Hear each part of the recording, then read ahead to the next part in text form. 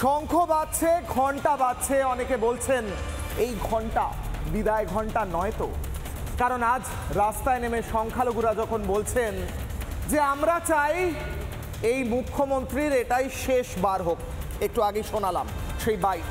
সংখ্যালঘুরা বলছেন আমাদের চ্যালেঞ্জ, এমনকি মমতা বন্দ্যোপাধ্যায় নিজের দলের এই কদিন আগে যিনি দল থেকে সাসপেন্ড হয়েছেন সেই বিধায়ক বলছেন আমি চ্যালেঞ্জ করছি এই মুখ্যমন্ত্রী এক্স মুখ্যমন্ত্রী হবেন। সংখ্যালঘুরা এই কথা বলছেন।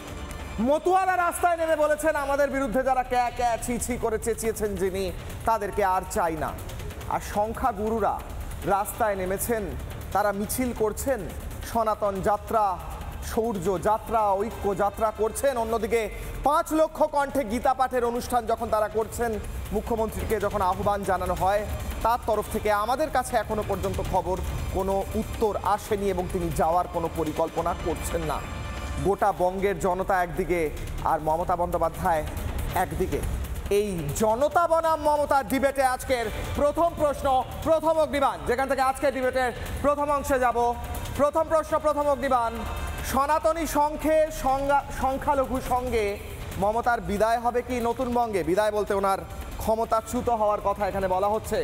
একদিকে শঙ্খনাদ হচ্ছে, সনাতনীরা ঐক্যবদ্ধ হচ্ছেন, অন্যদিকে সংখ্যালঘুরা বলছেন আমরা একই সঙ্গে চাই মমতা বন্দ্যোপাধ্যায়ের এই সরকারের পতন হোক, কারণ আমাদের জন্য কিচ্ছু করা হয়নি। এবং এই সমস্ত কথা যখন চলছে তখন রাস্তায় নেমে পড়েছেন মতুয়া সহ, আদিবাসী সহ অন্যান্য সম্প্রদায়। সবার একটাই কথা, বিচার চাই এবং এই সরকারের পতন চাই।